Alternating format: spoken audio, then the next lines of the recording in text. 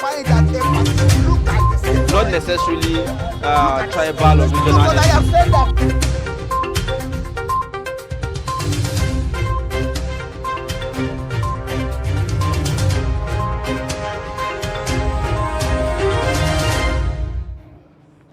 All right, thank you for staying with us. Time to take a look at the dailies on Daybreak. We begin with the Daily Trust newspaper this morning, and there the lead story is a political story. It says Tinubu, Wike's camps meet to finalize deal on 2023.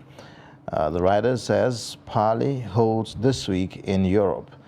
You also have our decision to be guided by Asaba Declaration, Rivers Governor's ally.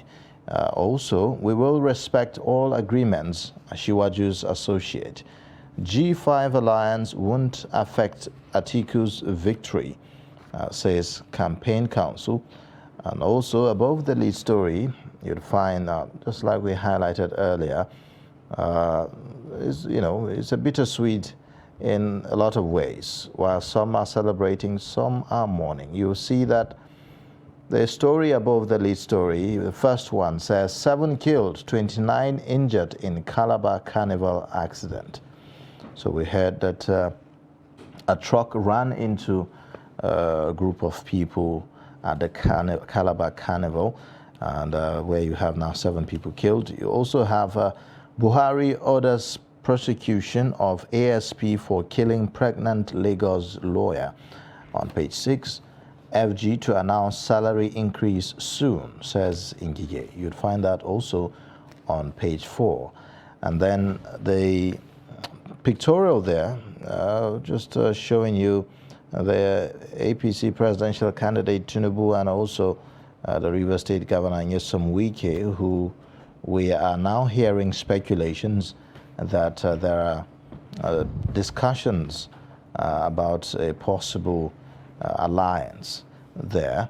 Also, you have race to Nas, Umahi, 2 others in epic battle for Ebonyi South senatorial seat on page 11. Beside the pictorial there, by the left-hand side, you'd see a story that says, I no longer enjoy life, hope to meet Allah in good faith, says Dantata, and that's on page 28. You also have a drama as ex-wife married off daughter without father's consent in Kano, and that's on page 16. Also, recapitalization, other major events that shaped pension sector in 2022. You'd find all that on page 19. A retired female NAF officer killed trying to save son from kidnappers, also on page 16 of the Daily Trust newspaper. Won't forget to mention that we still have 11 schoolgirls of FGC Birnin Yauri still in captivity. It's been 561 days now. And also 1 student of Bethel Baptist High School, Kujama, has been 533 days still in captivity. We pray for their release as soon as possible. All right, next we'll take a look at the Leadership newspaper, and it also goes political with this major story. Atiku Obi Kwankwaso optimistic of victory on first ballot, talking about the 2023 elections. That is on page 4. And it comes with riders here. It says, our candidate enjoys solidarity, support of majority of Nigerians. That's according to the PDP. And the Labour Party insists projections show it's leading, and Nigerians see Kwankwaso as only alternative, that is according to the NMPP, while the SDP claims they are making inroads. Now, still on the front page of the Leadership newspaper, talking about some sad events that occurred during the festive period. Carnival Calabar, many feared dead as car crashes into crowd. Details of that can be found on page 8. Naira redesign, ATM still dispensing old notes 13 days after rollout. Details can be found on page 25. And another sad note, 16 abducted in fresh Kaduna attack. That's details of that story can be found on page 6. And towards the top of the front page there, below the masthead, Afrexim Bank's FEDA acquires stake in Geregu Power PLC. And at the very top of the front page, inflation Some good news now. FG will increase workers' salaries, says Ngige. Well, whether that will make things easier, well, it remains to be seen. I'm not fretting over Gombe governorship race, and that is according to Inua. Details of that can be found on page 8. Now, these are the major stories on the front page of the Leadership newspaper this morning. All right, on the Nature newspaper, talks to us about the weather. It says, Harmattan concerns as dry season ailments spread across states. The writer says northern states among worst hit. Residents complain of cough, catarrh, aggravation, asthma, others. You would also find below the masthead there, Nigerians embrace belt tightening measures amidst surging food prices. Also, FG empower 77 Niger Delta youths, women in agri-business. Take proactive measure for stable power supply, FG tells governors. Also, tackling the challenges of deteriorating sanitation in Nigeria. NIMET remains the best meteorological service in Africa, says DG. And then Africa can produce the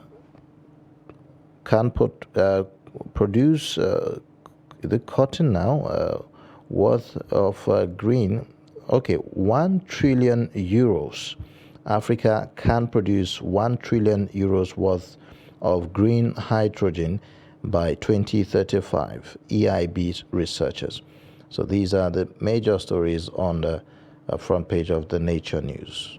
All right, the next newspaper we're going to be looking at is the Daily Sun, and the major story on the front page says, Buhari furious over killing of Lagos lawyer by policeman, and directs authorities to take strongest possible action and against culprit. And Sanwo-Olu promises justice, sends delegation to family. And how 2 hospitals rejected my wife before death, according to widower. And that is the major story on the front page of the Sun newspaper. And going down the front page now, Atiku, Tinubu's camp's boost of victory at first ballot and dismiss survey. You can find details of that on page 26. 10 die, 6 injured in Lagos-Ibadan expressway accident. And we have no hand in attacks on INEC facilities, other crimes. And that is a statement accredited to IPOB. Calabar Carnival turns bloody as 15 fear dead, scores injured. Ayade expresses sadness, cancels fiesta. And that is on page 4 of the Daily Sun. Islamic cleric tasks Tinubu on government of national unity. And that can be found on page 28. At the very bottom of the front page there, Imo indigents in diaspora, youth and Lord Uzodinma over security and infrastructure. And FG to make pronouncement on salary rise soon, according to Ngige, and he describes 2022 as a year of industrial dispute. And then at the very top of the front page, besides the nameplate, Oshuntokun replaces Okukwe as Obi's campaign DG. Nigeria on IDP's camp, says Labour Party presidential candidate. Now, these are the major stories on the front page of Daily Sun newspaper. All right, now let's take a look at the Nation newspaper, where the lead story there says, government raises hope on salary increase for workers in 2023. Move to cushion rising inflation effect, says Ngige.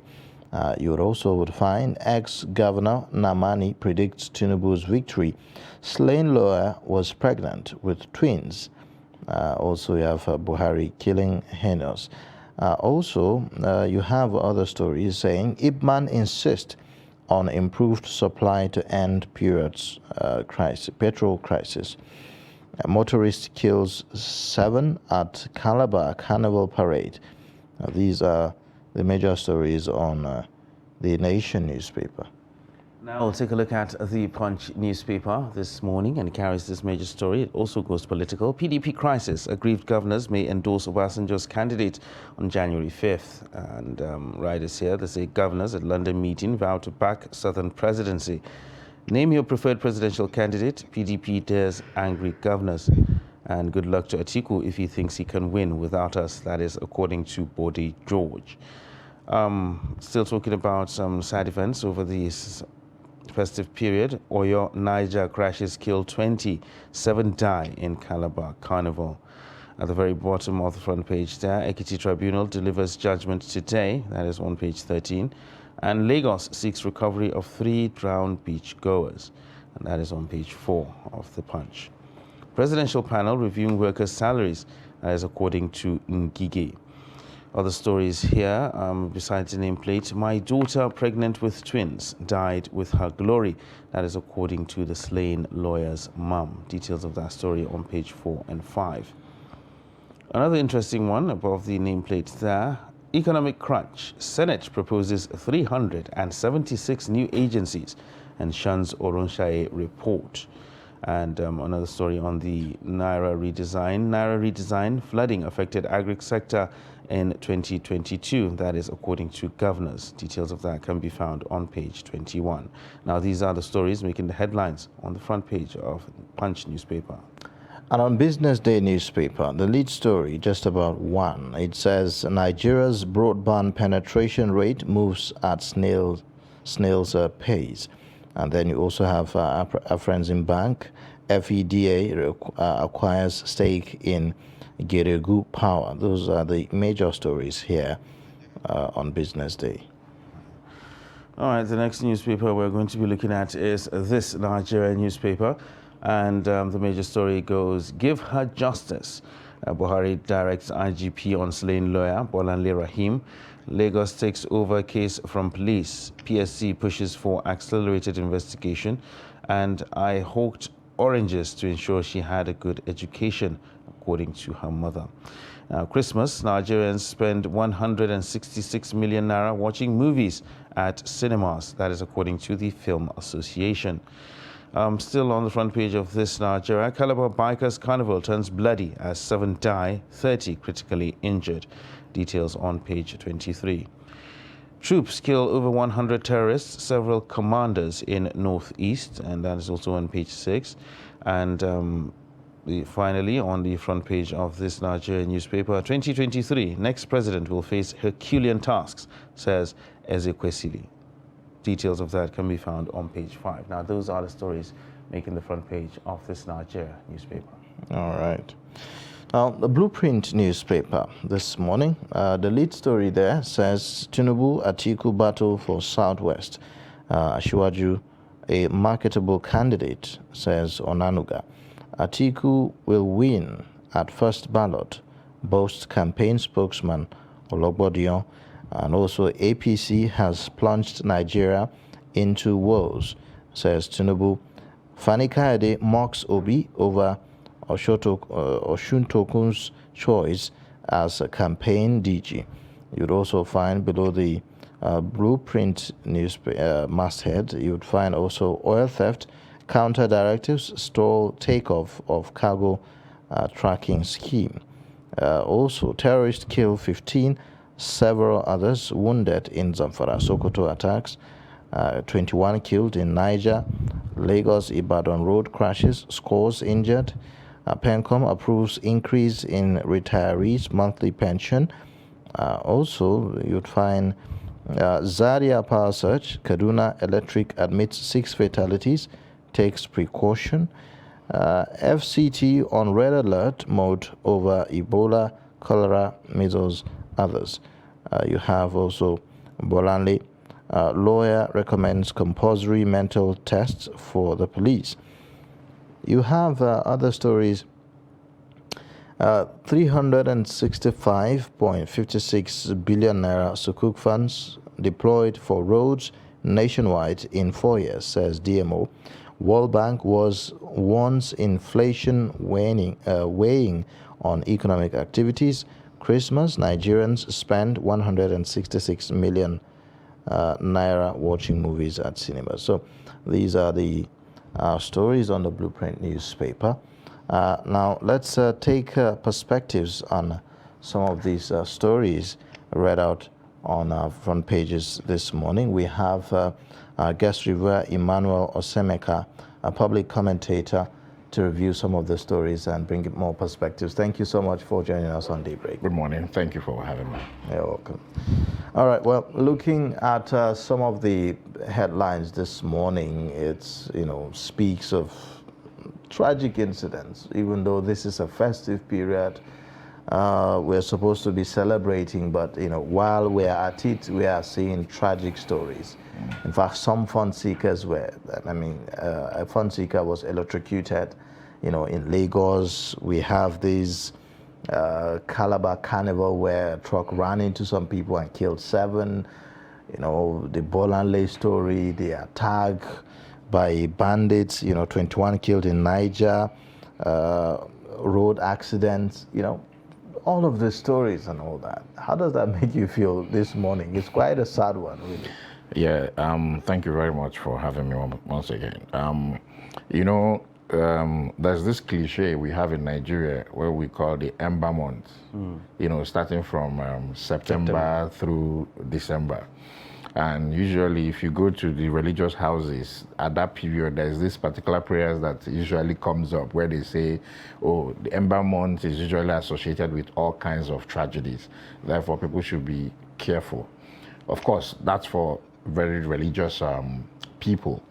But it's also something that the Federal Road Safety Commission and, of course, the police have consistently tried to increase awareness during the Ember month because of festivities that you talk about. During festive period, people drink more because they are very excited, and of course, you know what happens when someone is drunk and is, behind the wheels, and among several other things that we will probably want to attribute it to. But I think basically it's a very sad one this morning to have, all kinds of tragedies from Calabar Carnival where, that accident happened, 7 people there. Then of course you go right around the country, you see that it's either 7 here, 20 here or thereabout. So this time around we're not talking about bandits or northeast activities, we're talking about human errors. We're talking about, so you talk about the issue of Bolanle. You can't even explain how that happened. And you're looking at children, 4 kids, right before them. And you don't even want to imagine the level of PTSD those children are going to suffer in the future, and so many other things. And of course, I'm really excited that at least the federal government is, very appalled with that kind of situation. And so it's not a pleasant day to sit down and begin to look at the challenges we're having, even in the midst of that, then there are deaths left, right, center. Very avoidable indeed. And, our, condolences to the families of those who, are part of these fatalities here and there. Yeah, well, you made a strong point saying that some of these incidents were actually avoidable. For example, the Bolanle issue could have been avoided if with proper orientation of the police. And then the Calabar Carnival thing, safety measures probably were not properly put in place. The electrocution was not, could have been avoided as well. So a lot of people are quick to point fingers at maybe authorities for not taking the right steps to do the right things when we're supposed to do them. For example, if a person is setting up a venue whereby people are supposed to come and have fun, it should be inspected and safety clearance should be given. So should our lackadaisical attitude be attributed to some of these incidents? Yes, definitely. You cannot run away from, lackadaisical attitude in terms of the issue of Bolanle, for example.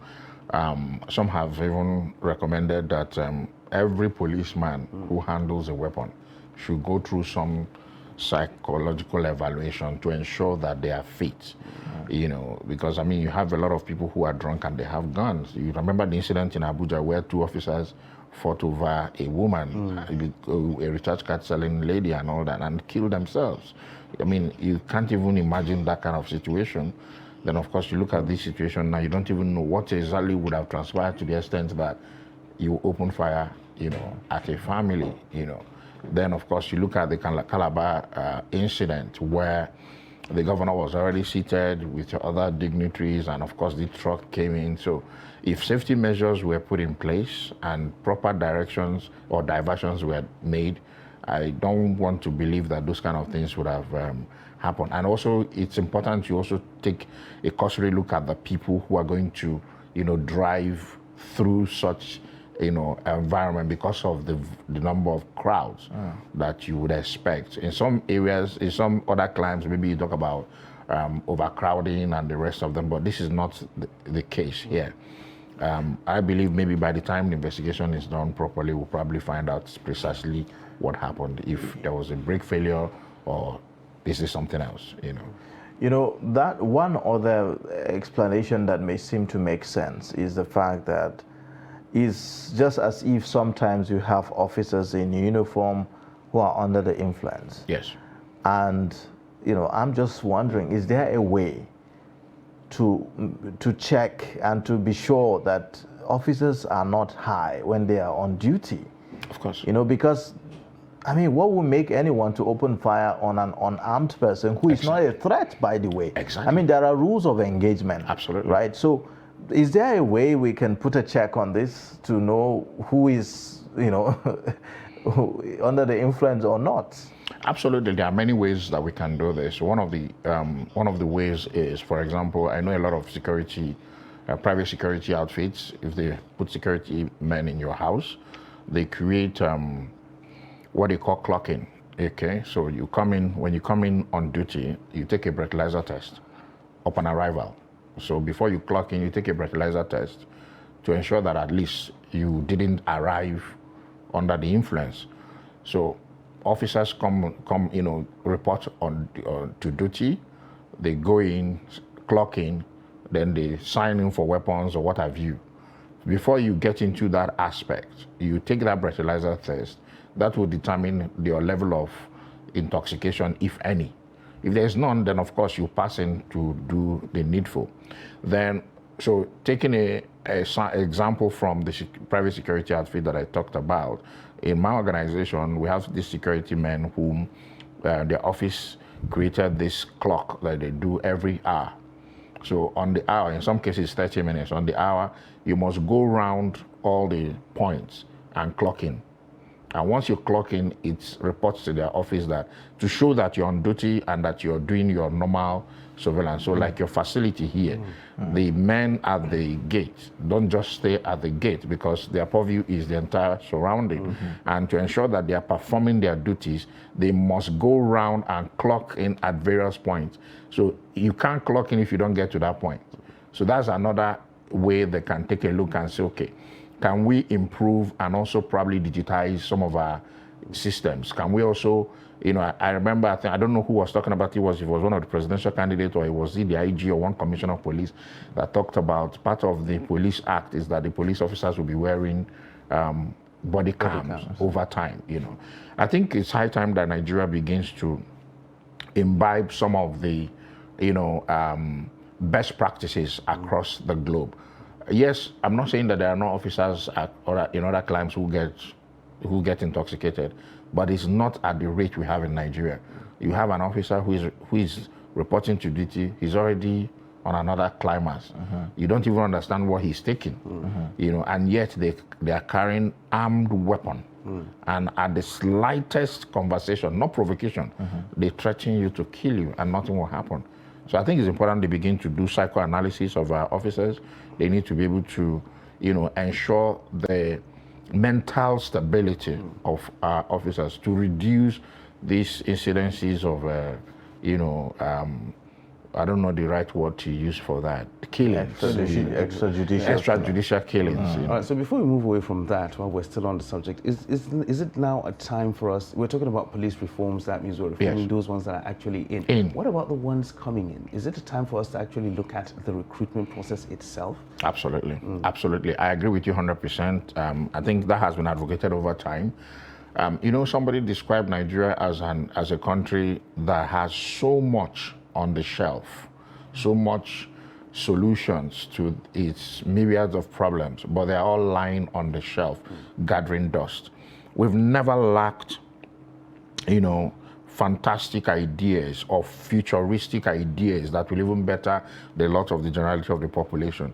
The challenge we've always had is our implementation strategies. Our implementation strategies, are usually bereft of, futuristic ideas. Most often you find out that, like for example, this administration is winding down, and now you're going to be seeing they're going to come out with a lot of ideas on how to better the lot of the nation. Then a new government is coming in. When that new government comes in, they throw it away. That's what happened during the Goodluck administration.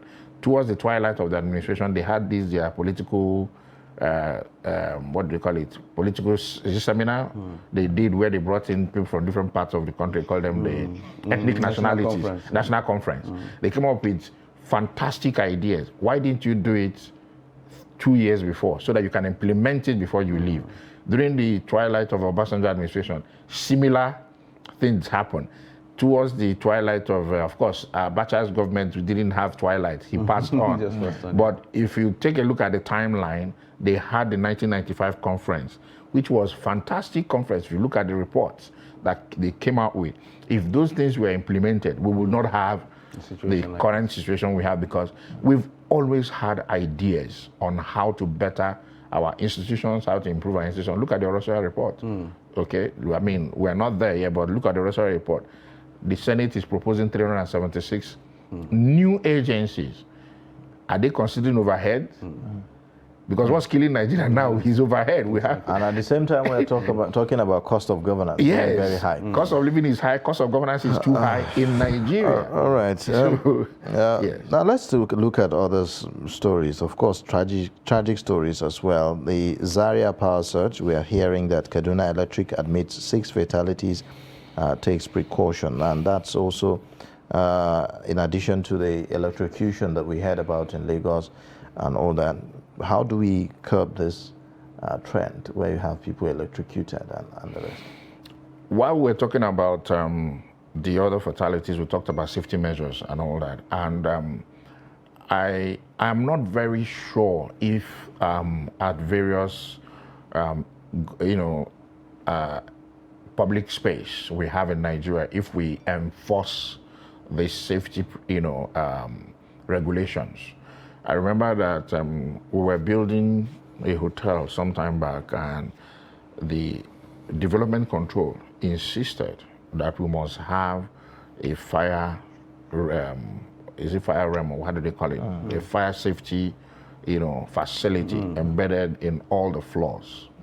And there were specific parameters that the Federal Fire Service recommended. And when you make the installation, the Federal Fire Service will send an officer, a monitoring officer, to come and evaluate and give a pass mark. Without that, you cannot progress with your construction. It goes also further to, we also understood that even when you want to, begin operation, that there are specific, requirements you must meet on safety measures and fire and the rest of them. So these regulations are there. The officers who are responsible are there, and they've been trained. The problem, the challenge has always been implementation. So in certain quarters or in certain locations, you have some level of implementation. In certain other locations, you have zero implementations of these safety, guidelines. Not that they are not there, they are there.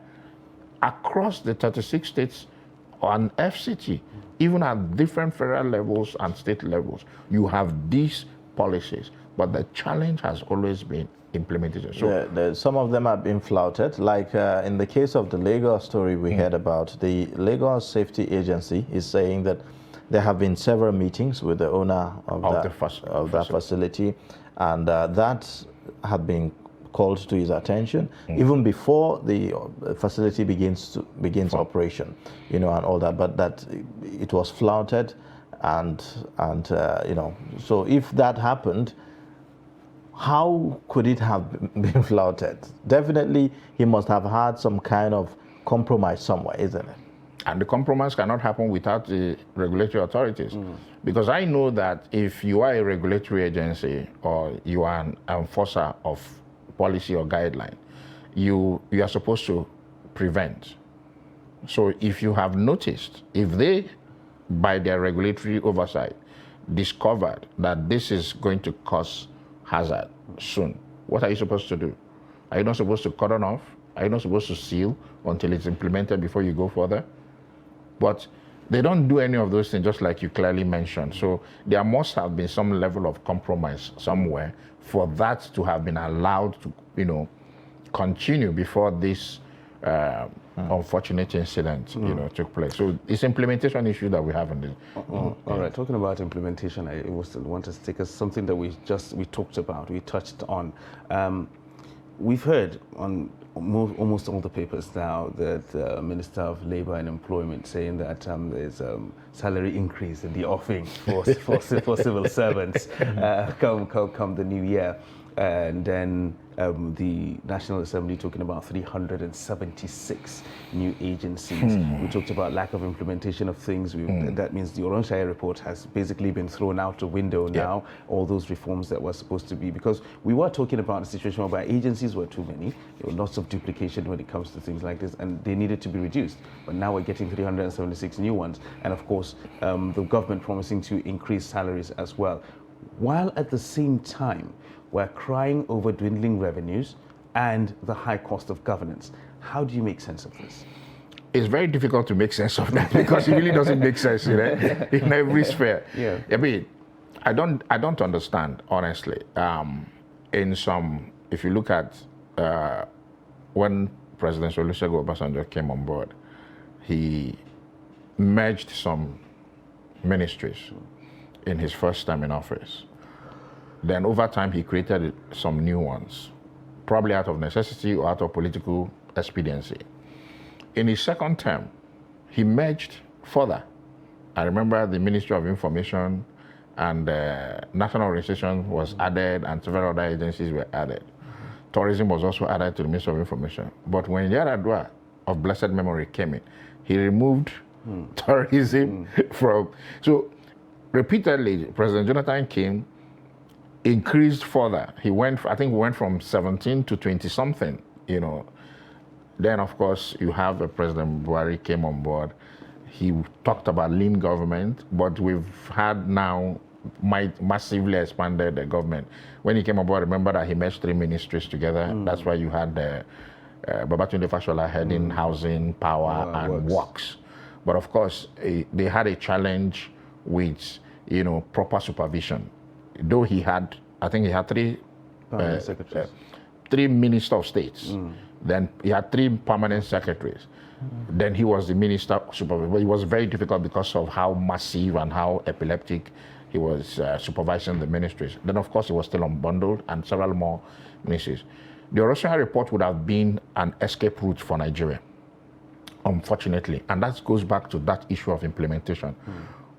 Oronshire report was a fantastic committee that worked over a period, I think 6 years or thereabout, came out with an expansive public sector reform. In addition to the Bureau of Public BPP, the recommendations, Bureau of Public Procurement, which try to reduce the cost of governance. Because if you look at every ministry must have office, vehicles, then of course retinue of staff. Now you're looking at 376 new agencies.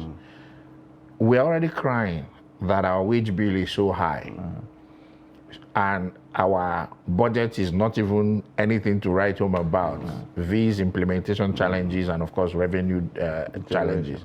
Now we want to increase. I don't know if it's a booby trap for the next administration. It's because it sounds like a booby trap for the next administration too. Okay, how will this issue of salary increase cushion the effect of inflation? It will increase inflation. Will it? It will actually increase inflation. Yes, it is. I think the federal government, the federal civil service is due for salary increment. I think the last time it was, about over 8 years or thereabout. I'm not sure President Buhari increased salary. Was it the one that increased to 30 or 35? Not certain, but the most recent I think it was only Jonathan. I think it was Goodluck Jonathan that made that the last increase. And President Buhari has been really very lucky with the labor unions because they haven't really gone on strike on. It's the implementation of the one that was approved that they've been battling with. So when you first increase the number of agencies, you're going to increase inflation because you're going to have higher demand. You're going to increase the number of staff that the federal government is going to battle with. Then, of course, that means the wage bill will increase. That also means that you have to make more money to be able to cushion that. Two, then you now increase salary. Don't forget about relativity issues that comes with it. So it's not just about saying, okay, we're doing 5% increase or 10% increase or 20% increase. When you do that, there must be relativity because I've heard labor shout about relativity. Those who are in the service across, but you must also effect it across and all that. So that's a massive booby trap for the next administration, honestly, whom already is going to battle with the massive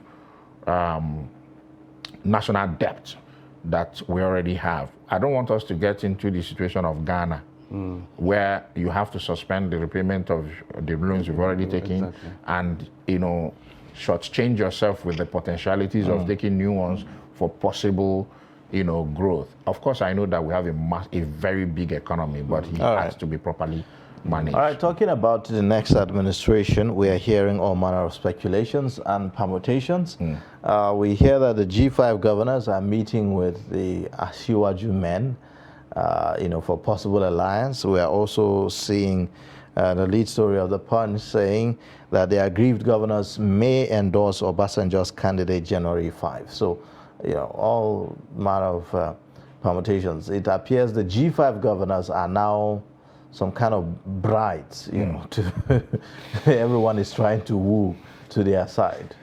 It's, I think it's now looking like each time there is a transition from a current to a entirely new government, that you get a 5 governor that will decide. The G5 will always emerge. So the G5 will always emerge. I remember during the 2015 thing, you had the G5 as well, though there were 6. The later one, they were G7. There was G7. Yeah. The later, is it 1 or 2? Step back. Babangida Liu was one of them that who pulled back. But so today you have another G5, clearly G5, even though they claim that there are more of them. I've heard there are speculations all over the place that some governors may likely not work for the APC candidate because of some issues. There are speculations that there are more PDP governors who are not happy with the PDP candidate. There's a lot of speculation across, the political spectrum. So who is Obasanjo's candidate in the first place? Because we don't even know. That is a question that should be asked. That's a question that should be asked in the first place. Because we don't know who Obasanjo has not come out to say this is his candidate, but we see him around a particular candidate. So we don't know if that is Obasanjo's candidate. It's also very funny and difficult to say this is the particular person because President Obasanjo can come tomorrow and tell you, I never told you exactly this is the person. This is so. But it's going to be an interesting period. Governor Wike said 2 weeks ago, last week, that by January he's going to clearly declare who he's going to support, and he's going to go state by state with that particular presidential candidate. He's going to campaign for the candidate. Many say, that he's talking about Asiwaju. Some say he's talking about Peter Obi. Some say, that Atiku has reached him, that they've talked, that he's going to go back to PDP, full blast. My brother, it's going to be very interesting. And it looks like, I think since the return of democracy, we've not had it this complicated. No. In terms of, the presidential election. It's a 4-horse race now that, a lot of people are wondering what could be. I mean, and all the political parties, none can single-handedly beat its chest and say, we have a control over this, or we have it all together. Even with the APC 22 state control, cannot come out to say we're going to win this election landslide. It's not possible because a lot of people it's coming at a time when the electoral act have been made much better. Yes. And we have a much more better electoral process and the rest of it. That's the game changer. We are in for intriguing times. Yes, it is. That's an interesting one to read. But it's interesting for us. It's also good for Nigeria because at the end of the day, no matter how the election goes, you will definitely see clearly semblance of the choice of Nigeria, irrespective of how it pans out. Nigerians would decide largely, even if there might be, you know how Nigerian politicians are, they are quite desperate, they know how to turn the wheels clockwise and anti-clockwise. But I foresee a situation where the person that will emerge eventually would be largely the choice of Nigerians. All right. We hope that comes Well, about. thank you so much. A good place for us to end the review. Thank you for sharing your perspectives. We look forward to having you on the show again. My pleasure. Very interesting conversation, I must say. Thank you. All right, our guest reviewer is Emmanuel Osemeka. He's a public commentator here, giving us analysis and perspectives. We'll take a short breather now, and then when we return, it will be top of the hour, time for us to take a look at the headlines again and other issues on the program. Join us again.